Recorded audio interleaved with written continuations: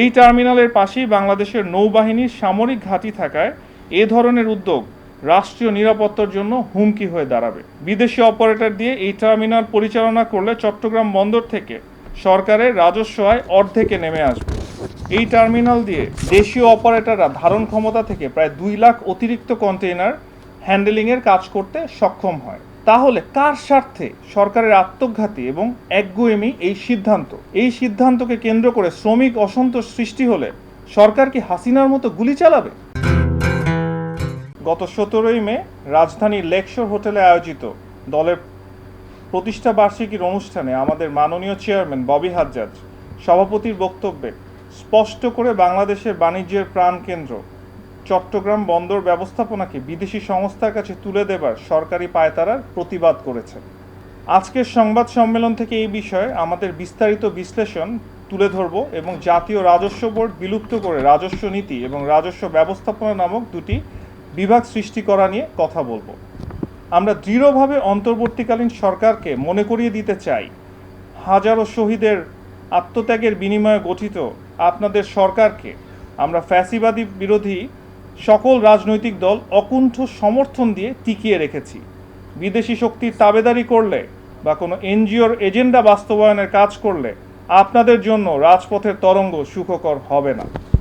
প্রিয় উপস্থিতি, চট্টগ্রাম সিটি কর্পোরেশনের সাবেক বিনা ভোটের মেয়র আজম নাসির উদ্দিন, চট্টগ্রাম 11 আসনের সাবেক আওয়ামী লীগ ফ্যাসিস্ট সাংসদ এম এ লতিফ এবং নোয়াখালী 4 আসনের আরেক আওয়ামী বিনা ভোটের সাবেক এমপি একরামুল হক সিন্ডিকেটের প্রতিষ্ঠান সাইফ পাওয়ারটেক ছিল চট্টগ্রাম বন্দরের সুপার পাওয়ার, যা এখনও বহাল আছে। শুরুতে এই প্রতিষ্ঠানটি ছিল কন্টেইনার হ্যান্ডলিংয়ের যন্ত্রপাতি মেরামতকারী প্রতিষ্ঠান হিসেবে, যারা পরবর্তীতে বাগিয়ে নিয়েছিল সিসিটি এবং এনসিটি টার্মিনাল পরিচালনার কাজ। প্রতিষ্ঠানটি Dhaka inland container depot ICD, Pangaon container terminal PCT, Chittagong বন্দরের ওভারফ্লো কন্টেইনার ইয়ার্ড এবং চট্টগ্রাম বন্দরের যন্ত্রপাতি রক্ষণাবেক্ষণ এবং সরবরাহের একচেটিয়া কাজ পায়। আমরা সরকারের প্রতি আহ্বান করব, অবিলম্বে সাইফ পাওয়ারটেকের ক্ষমতার অপব্যবহার এবং দুর্নীতির তদন্ত করতে এবং প্রতিষ্ঠানটির একচেটিয়া দখল থেকে চট্টগ্রাম বন্দরকে মুক্ত করে প্রতিযোগিতামূলক দরপত্র আহ্বান করে চট্টগ্রাম বন্দরের কন্টেইনার হ্যান্ডেলিং এবং অন্যান্য সংশ্লিষ্ট কাজ মানসম্পন্ন দেশীয় প্রতিষ্ঠানের হাতে হস্তান্তর করতে। প্রিয় উপস্থিতি, যেই পদ্ধতিতে চট্টগ্রাম বন্দরের নিজস্ব অর্থায়নের তৈরিকৃত পতেঙ্গা কন্টেইনার টার্মিনাল দিয়ে দেওয়া হয়েছে, সেই একই পদ্ধতিতে এনসিটি টার্মিনালটিও বিদেশিদের হাতে তুলে দেবার গভীর ষড়যন্ত্র চলছে।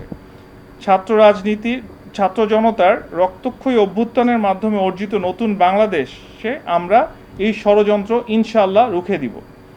এই টার্মিনালের পাশেই বাংলাদেশের নৌবাহিনীর সামরিক ঘাঁটি থাকায় এ ধরনের উদ্যোগ রাষ্ট্রীয় নিরাপত্তার জন্য হুমকি হয়ে দাঁড়াবে। বিদেশি অপারেটর দিয়ে এই টার্মিনাল পরিচালনা করলে চট্টগ্রাম বন্দর থেকে সরকারের রাজস্ব আয় অর্ধেকে নেমে আসবে।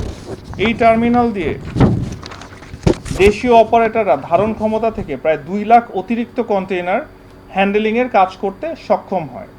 তাহলে কার স্বার্থে সরকারের আত্মঘাতী এবং একগুঁয়েমি এই সিদ্ধান্তকে কেন্দ্র করে শ্রমিক অসন্তোষ সৃষ্টি হলে সরকার কি হাসিনার মতো গুলি চালাবে? চীনের ব্যবস্থাপনায় শ্রীলঙ্কার হাম্বানটোটা বন্দরের উদাহরণ আমাদের মনে আছে। সাংবাদিক ভাই ও বোনেরা, অন্তর্বর্তী সরকারের জারি করা রাজস্ব নীতি এবং রাজস্ব ব্যবস্থাপনা অধ্যাদেশ তাদের এখতিয়ার বহির্ভূত বলে আমরা মনে করি। একটি নির্বাচিত সংসদ ছাড়া সরকারের রাজস্ব সংক্রান্ত অতি গুরুত্বপূর্ণ এই সিদ্ধান্ত বর্তমান অনির্বাচিত সরকার গ্রহণ করতে পারে না।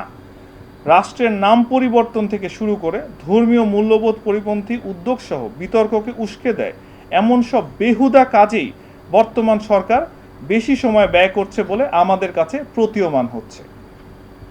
মধ্যরাতে সরকার এই সিদ্ধান্ত নিয়েছে মূলত বিশ্ব ব্যাংককে খুশি করার জন্য।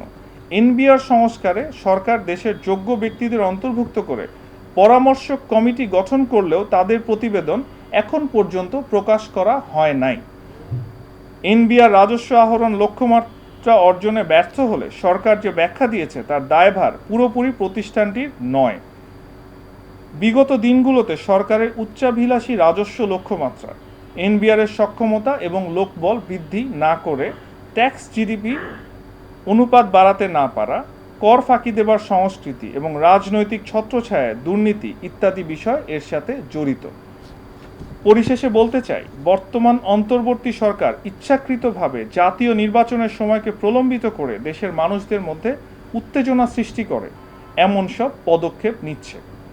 আমরা এই সরকারকে শেষ পর্যন্ত সহযোগিতা করতে চাই। তবে সরকার যদি বিদেশিদের সন্তুষ্ট করার এজেন্ডা বাস্তবায়নে কাজ করে, তাহলে বাংলাদেশকে আরেকটি গণ আন্দোলনের সাক্ষী হতে হবে। জাতীয়তাবাদী গণতান্ত্রিক আন্দোলন এনডিএম প্রস্তাব করছে অর্থ মন্ত্রণালয়ের অধীনে প্রথিতযশা অর্থনীতিবিদ এবং পরিকল্পনাবিদের সমন্বয়ে রাজস্ব নীতি প্রণয়ন সেল গঠন করতে হবে। আর্থিক খাত সংক্রান্ত সকলের সাথে নীতিগত আলোচনা এবং নিয়মিত গণশুনানি আয়োজনের মাধ্যমে এই সেল রাজস্ব নীতিমালা প্রণয়নে সুপারিশমালা তৈরি করবে এবং জনগণের মতামতের জন্য ওয়েবসাইটে আপলোড করবে।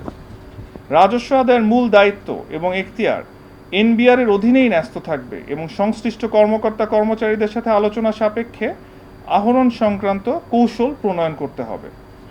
একটি স্বাধীন সাংবিধানিক সংস্থা বা সংবিধানে বর্ণিত ৭৭ অনুচ্ছেদ অনুযায়ী ন্যায়পাল নিয়োগের মাধ্যমে এনবিআর আর রাজস্ব আহরণ কার্যক্রমের সাফল্য ব্যর্থতা মূল্যায়ন করতে হবে। এনবিআর এর শুল্ক গোয়েন্দা বিভাগকে আরও কার্যকর এবং বিস্তৃত করার উদ্দেশ্যে পর্যাপ্ত জনবল নিয়োগ, কারিগরি সক্ষমতা এবং অবকাঠামোগত সুবিধা বৃদ্ধি করতে হবে। একটি নির্বাচিত সরকারের মাধ্যমে এই সিদ্ধান্তসমূহ বাস্তবায়িত হবে বলেই আমরা মনে করি। সকলকে ধন্যবাদ জানিয়ে শেষ করছি। আপনাদের কোনো প্রশ্ন থাকলে করতে পারেন। চট্টগ্রাম বন্দর যেটা এখন যে টার্মিনালটি আছে পুরাতন, এখানে এটা যদি বিদেশি প্রতিষ্ঠানের কাছে দেওয়া হয়, তাহলে আমাদের দেশের রাজস্ব বা আমাদের দেশের আমাদের কোনো ক্ষতি হতে পারে কিনা বা কোন দিকে যেতে পারে সেইটা। আর এই বন্দরটা তো আগেও সম্ভবত বিগত যে সরকার ছিল তারা মনে এই ধরনের একটা বিদেশিদের কাছে দেওয়ার প্রক্রিয়া ছিল, সেটা স্থগিত ছিল। বলা হচ্ছে যে নতুন অর্থাৎ এটাকে আবার পুনরায় স্বচ্ছতা বাড়ানোর জন্য।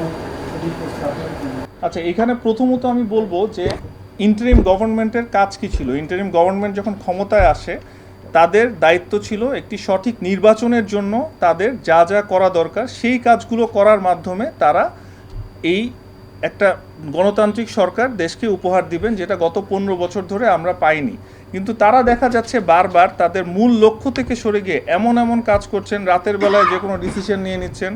এই চট্টগ্রাম বন্দরের ডিসিশনটা আমি রাতের বেলার বলবো না, কিন্তু চট্টগ্রাম বন্দরের যে ডিসিশন, এটা নেয়ার অধিকার কি এই অন্তর্বর্তীকালীন সরকারের আছে? নাই। এটা তারা কোনো জনগণের ম্যান্ডেট নিয়ে আসেন নাই। সুতরাং এটা বিদেশিদেরকে দেয়া হোক বা দেশি কোনো প্রতিষ্ঠানকে দেয়া হোক, এটা একটা নির্বাচিত সরকারই দিতে পারে। এবং তারা যেহেতু কোনো জনগণের ম্যান্ডেট নিয়ে আসেন নাই, তাদের প্রধান কাজ হওয়া উচিত নির্বাচনকে কিভাবে তারা ফ্যাসিলিটেট করবেন সেটার দিকে পদক্ষেপ নেওয়া। কিন্তু তারা বারবার এর থেকে সরে গিয়ে বিভিন্ন একটার পর একটা কাজ করে নির্বাচনকে কত দূর পিছানো যায় তার একটা পাথওয়ে ক্রিয়েট করছেন, যে নির্বাচনের থেকে বারবার দূরে সরে যাওয়ার চেষ্টা করছেন। সুতরাং এই ধরনের এই দৃষ্টি সরানোর জন্য বিভিন্ন ধরনের কার্যাবলী করার পাশাপাশি এই যে সিরিয়াস ডিসিশনগুলো, এই ডিসিশনগুলো আসলে তাদের নেয়ার কোনো অধিকার নাই। বিদেশি বিনিয়োগ আসবে, আপনারা কি মনে করেন যে আমাদের এই বন্দরটা পুনর্গঠনের ক্ষেত্রে বিদেশিদের কাছে যদি তুলে দেওয়া হয়, সেক্ষেত্রে বিনিয়োগ কি বাড়বে কি না, বা সেক্ষেত্রে দেখুন, এখন বিদেশি বিনিয়োগের ক্ষেত্রে এটার সুফলও আছে, এটার কুফলও আছে। এখন এই মুহূর্তে আমরা মনে করি যে এই ধরনের কোনো ডিসিশন নেয়ার ক্ষমতাই এই সরকারের নাই। একটা নির্বাচিত সরকার যখন আসবে, তারা যখন বিভিন্ন ধরনের স্টেক হোল্ডারকে একসাথে এনে একটা ডিসিশন নিবে, সেই ডিসিশনটা জনগণের ম্যান্ডেট প্রাপ্ত একটা নির্বাচিত সরকার নিতে পারে। তো এই মুহূর্তে এই সরকারের যেহেতু এই ধরনের কোনো ডিসিশন নেওয়ার ক্ষমতা আছে বলেই আমরা মনে করি না, সেহেতু আমরা এই ধরনের কোনো মন্তব্য এখন করতে চাই না। কারণ এখানে কোনো এক্সপার্ট ওপিনিয়ন নেওয়া হয়নি যে বিদেশি একটা প্রতিষ্ঠানকে দায়িত্ব দিলে কি হবে এবং দেশি একটা প্রতিষ্ঠানকে দায়িত্ব দিলে কি হবে, এবং এখানে সব ধরনের স্টেক হোল্ডারকে ইনক্লুড করা হয়নি, বা সব ধরনের রাজনৈতিক দল এবং এখানে যারা আপনার এক্সপার্ট আছেন তাদেরকে একসাথে করে যদি কোনো মতামত নেওয়া হতো, তখন সেক্ষেত্রে আমরা বলতে পারতাম যে এখানে এটা আসলে কতটুকু প্রায়োগিক ক্ষমতা আছে। কিন্তু যেহেতু ওনারা কাউকে ইনভলভ করেন নাই এবং নিজে নিজে একটা ডিসিশন নিচ্ছেন, নিজে নিজে একটা কথা বলে দিচ্ছেন, সেহেতু আমরা এটার সাপোর্ট কোনোভাবেই করতে পারি না। এবং আমরা মনে করি যে নির্বাচিত সরকার ছাড়া এই ধরনের কোনো পলিসি ডিসিশন এই মুহূর্তে নেয়ার কোনো কারণ নাই। এই মুহূর্তে সরকারের একমাত্র কাজ হওয়া উচিত যে নির্বাচন কবে হবে তার একটা রোডম্যাপ ঘোষণা করা এবং তার সাথে সামঞ্জস্যপূর্ণ যে কাজগুলো সেই কাজগুলোতে মনোনিবেশ করা। এনবিআর যে এনবিআর যে দুই ভাগ করা হলো, এই বিষয়টাকে আপনারা কিভাবে দেখছেন? আর এটা আসলে ঠিক আছে কিনা আপনাদের কি মত? আচ্ছা, আর মাত্র 2 মাস, 2 মাসেরও কম আছে বাজেটের। এই মুহূর্তে এই ধরনের একটা কাজ করে তারা কি প্রমাণ করতে চাইলেন আমরা বুঝলাম না, কারণ আমরা জানি যে 1 সপ্তাহ ধরে এনবিআর কোনো কাজ হচ্ছে না।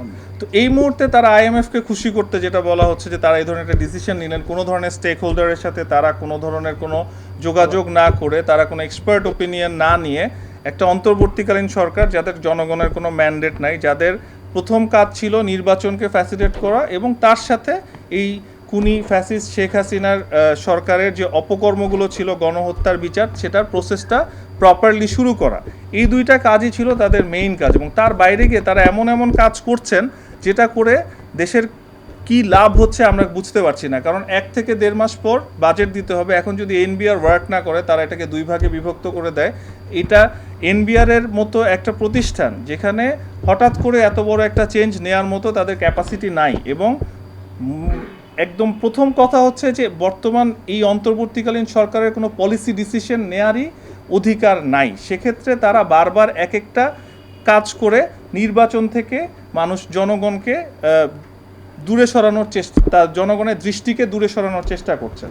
এবং আমি যেটা বারবার বলবো যে নির্বাচন এবং আওয়ামী ফ্যাসিস্টদের এই যে তারা যে গণহত্যা করেছে তার বিচার, মানবতা বিরোধী অপরাধ করেছে, তার বিচারের প্রক্রিয়া সঠিকভাবে শুরু করা, এই দুইটা কাজেই সরকারের মনোনিবেশ করা উচিত। দ্বিখণ্ডিত করার ফলে কি রাজস্ব আদায়ের কোনো সমস্যা হবে বা এনবিআর রান করার ক্ষেত্রে কোনো ধরনের? এটা তো অবশ্যই সমস্যা হবে, কারণ একটা প্রতিষ্ঠান বহু বছর ধরে একভাবে চলে আসছিল, এখন হঠাৎ করে আপনি একটা অপারেশন চেঞ্জ করে দিলেন। এবং বাংলাদেশের সরকারি অফিসগুলো যেভাবে চলে, প্র্যাকটিক্যালি তাদের পক্ষে হঠাৎ করে এই ধরনের একটা ডিসিশন, রাতের বেলা নেওয়া ডিসিশন মেনে নেওয়া, পুরানো কোনো প্ল্যান ছাড়া এবং তাদেরকে বোঝানো ছাড়া, এটা এইভাবে করে রান করা, বাংলাদেশে যেখানে সরকারি প্রতিষ্ঠানগুলোতে ছোট কোনো চেঞ্জ হলেও সেই চেঞ্জটাতে মানুষকে আসতে অনেক সময় নিতে হয়, সেখানে এত বড় একটা চেঞ্জ যে 2টা ভাগ করে ফেলা হলো, এটা এই অল্প সময়ের মধ্যে করা, একটা ভুল ডিসিশন ছিল। এবং এক্ষেত্রে এভাবে করে রান করা আমাদের কাছে মনে হয় যে এটা সম্ভব হবে না।